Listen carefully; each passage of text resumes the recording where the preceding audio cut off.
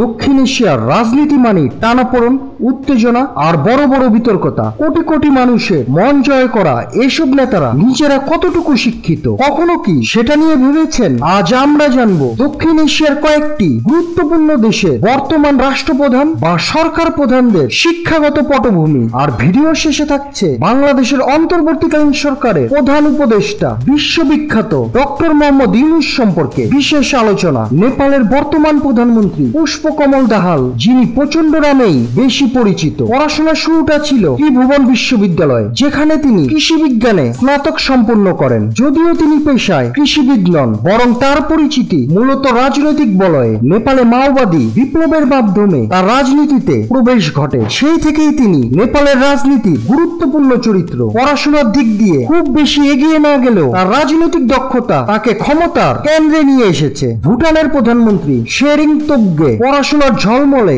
এক উদাহরণ। শৈশবের শিক্ষা ভুটানে শুরু হলেও মাধ্যমিক শেষ করেন ভারতের কালিম্পং শহরের ঐতিহ্যবাহী ডক্টর গ্রামাস হোমস স্কুলে। এরপর উচ্চশিক্ষার জন্য পাড়ি জমান যুক্তরাষ্ট্রে। জাতিসংঘের বৃত্তি নিয়ে ভর্তি হন পিটার্সবার্গ বিশ্ববিদ্যালয়ে সোয়ানসন স্কুল অফ ইঞ্জিনিয়ারিং এ। সেখান থেকেই তিনি মেকানিক্যাল ইঞ্জিনিয়ারিং এ স্নাতক ডিগ্রি অর্জন করেন। এই প্রযুক্তি ভিত্তিক শিক্ষা ভবিষ্যতে তার প্রশাসনিক সিদ্ধান্তগুলোতে বড় ভূমিকা রেখেছে। পাকিস্তানের প্রধানমন্ত্রী শাহবাজ শরীফ পড়াশোনা শুরু করেন লাহোরের সেন্ট অ্যান্থনি হাই স্কুলে। এরপর পড়াশোনা করেন লাহোরের গভর্নমেন্ট কলেজ ইউনিভার্সিটিতে। সেখান থেকে বিএ ডিগ্রি অর্জন করেন। পড়াশোনা শেষ করে তিনি যুক্ত হন পারিবারিক ব্যবসায় ইত্তেফাক গ্রুপে। এটি পাকিস্তানের অন্যতম বড় শিল্প প্রতিষ্ঠান। ব্যবসায়িক দক্ষতার কারণে 1985 সালে তিনি লাহোরের চেম্বার অফ কমার্স অ্যান্ড ইন্ডাস্ট্রির সভাপতি নির্বাচিত হন, যেটি তার রাজনৈতিক ক্যারিয়ারের জন্য মাইল ফলক হয়ে ওঠে। শ্রীলঙ্কার বর্তমান প্রধানমন্ত্রী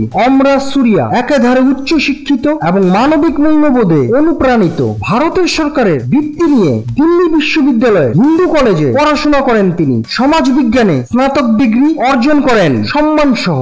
এরপর দেশে ফিরে তিনি মানবিক সহায়তায় ও সমাজ সেবার সঙ্গে যুক্ত হন। বিশেষ করে সুনামি দুর্গত শিশুদের নিয়ে কাজ করেন। উচ্চ শিক্ষার জন্য যান অস্ট্রেলিয়ার মাকোয়ারি বিশ্ববিদ্যালয়ে, যেখানে তিনি উন্নয়ন বিষয়ে স্নাতকোত্তর ডিগ্রি অর্জন করেন। এরপর যুক্তরাজ্যের এডিনবার্গ বিশ্ববিদ্যালয়ে সমাজ বিজ্ঞানে পিএইচডি সম্পূর্ণ করেন। ভারতের প্রধানমন্ত্রী নরেন্দ্র মোদী শিক্ষাগত যোগ্যতা নিয়ে বহু বছর ধরেই নানা বিতর্ক চলছে। সরকারের তথ্য অনুযায়ী তিনি দিল্লি বিশ্ববিদ্যালয় থেকে রাজনৈতিক বিজ্ঞানে স্নাতক এবং গুজরাট বিশ্ববিদ্যালয় থেকে স্নাতকোত্তর ডিগ্রি অর্জন করেন। তবে এইসব ডিগ্রি নিয়ে বিরোধী মহলে নানা প্রশ্ন উঠেছে। কখনো প্রতিষ্ঠানের অসঙ্গতি, কখনো বা বছরের তথ্য ঘিরে বিভ্রান্তি। সব মিলিয়ে মোদীর শিক্ষাগত যোগ্যতা এখনো অনেকের কাছে ধোঁয়াশায় রয়ে গেছে। সবশেষে বাংলাদেশের বিশ্বখ্যাত নোবেল বিজয়ী ডক্টর মোহাম্মদ ইউনূসের কথা না বললেই নয়। তিনি শুধু শিক্ষাবিদ নন, বরং সমাজ পরিবর্তনের রূপকার। তার পড়াশোনার শুরু চট্টগ্রাম কলেজে,